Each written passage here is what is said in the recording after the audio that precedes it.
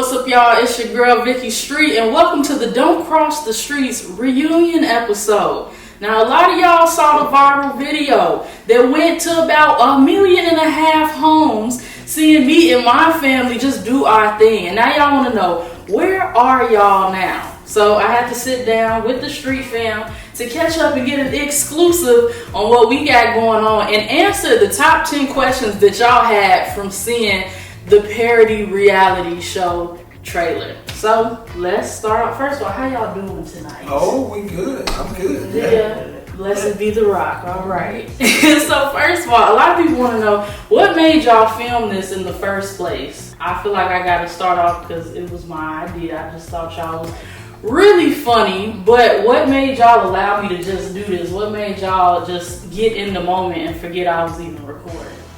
It was just a part of, the way we act all the time at home. So, it wasn't hard to just jump right in there and just go along with what he was doing. And so it's just, and then all of the other parts was just something that just normal for us. Mm-hmm. A lot of people have asked, where y'all acting? Did y'all act a little bit, or was this real life? It was real. It was real. Just follows around. It's real. Some people ain't combing their hair or nothing. We was just living real life. The number one question a lot of people wanted to know was, did Brianna get a job and get her license? Woo!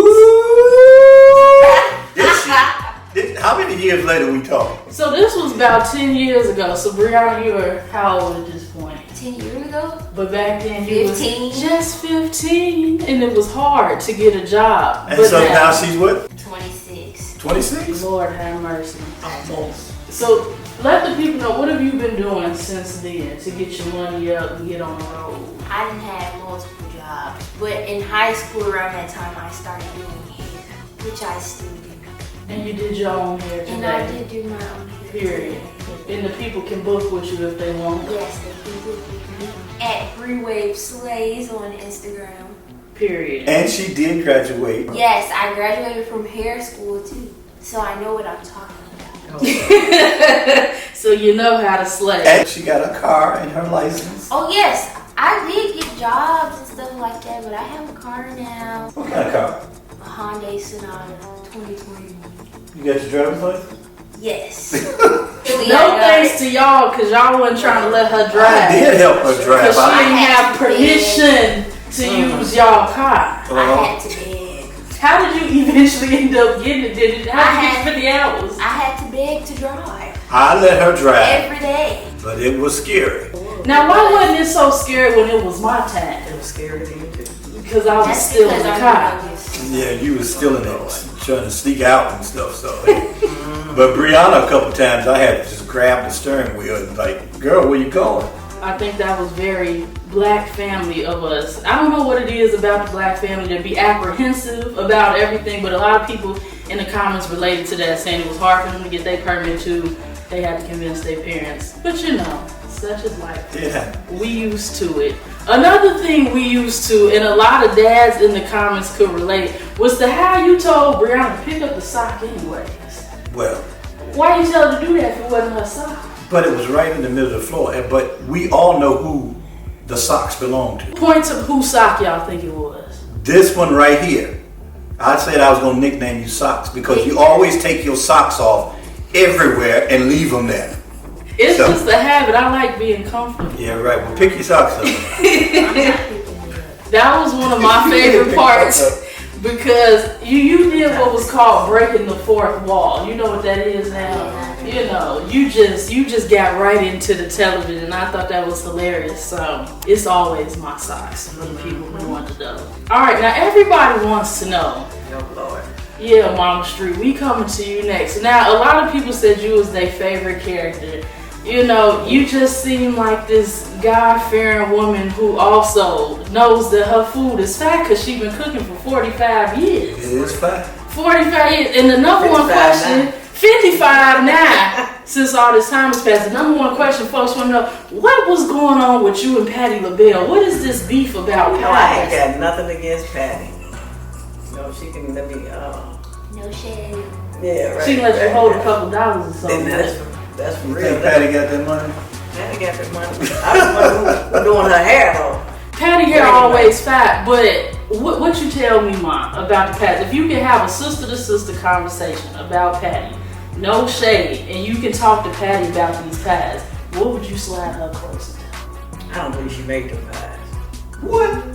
I don't know. But it's just, Would you do a pie collab with Patty? Would you be willing to have a pie cook-off with just you and Patty? A pie off. A pie off, yeah. Pie. A P-I-H off. Well, we don't know if we can get some pie.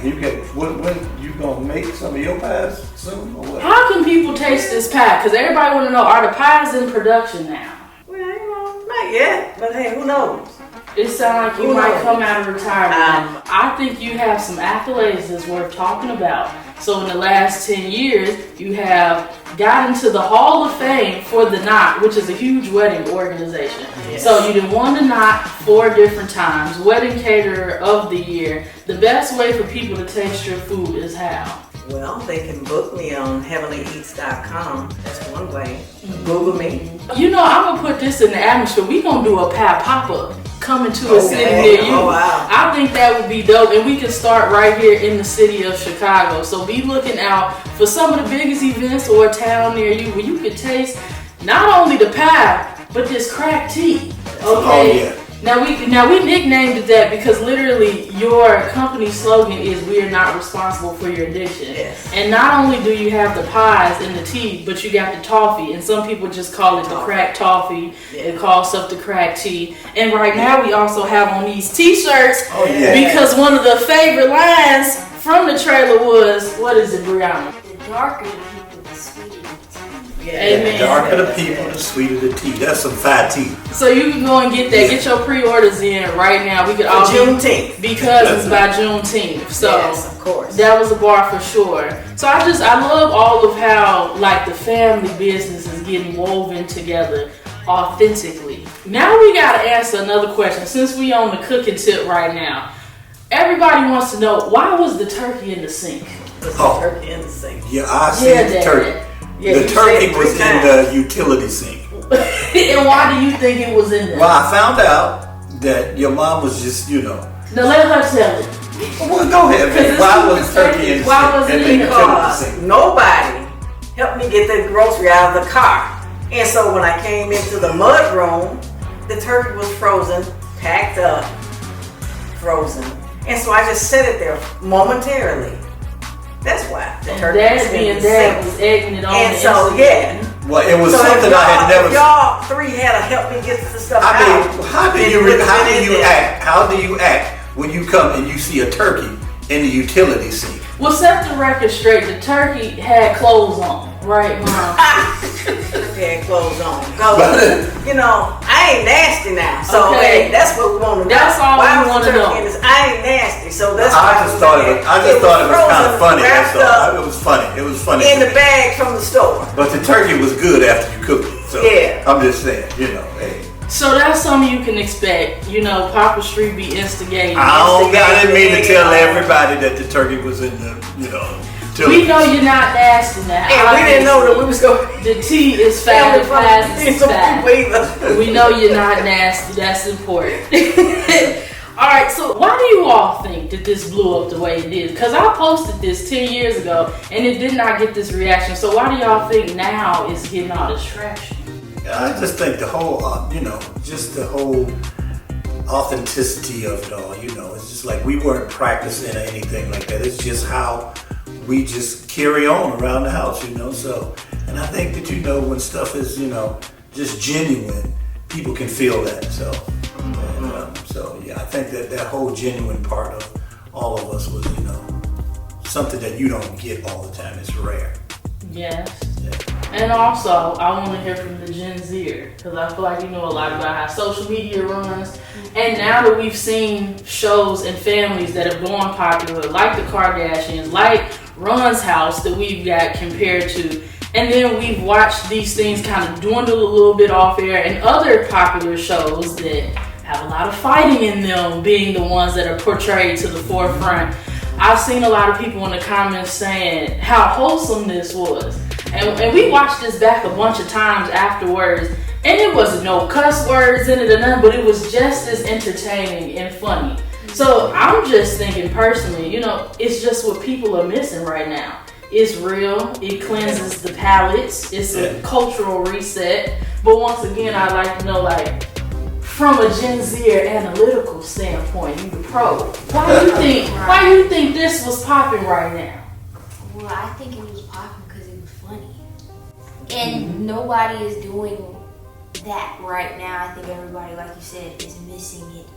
We need to cleanse our palate, and like it's a whole bunch of just fighting type of shows out, Love and Hip Hop, they be fighting on there. Like there's no like family show out that's like super wholesome and funny on top of that, and black as well. Right, and we definitely want to keep, it's like I said, it's the way we live, and so I'm not saying that we don't never get off track or anything like that, but we try to keep things the way that we think they should be. We try to keep them wholesome. We try to keep down all of the stuff that's negative, and that's what we want. We want good vibes. And hey, look, if something's going wrong, then we want to talk about it, and either we can just make light of a lot of stuff like what we did, If and when we come back out with this reboot, what type of values can people hope to see on our show that they might not see on other shows? Like, what do you think is important to be voicing and talking about in today's time? Somebody else, Vicky, you want to answer that? No. Like, beyond the entertainment, because I know a big concern was, well, do we have to be funny all the time?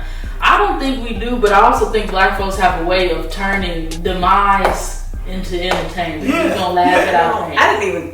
I wasn't even trying to be funny, to be honest with you. So I didn't even know it was funny until somebody, in the comments was saying it was funny. I'm like, funny, but this is what we do every day.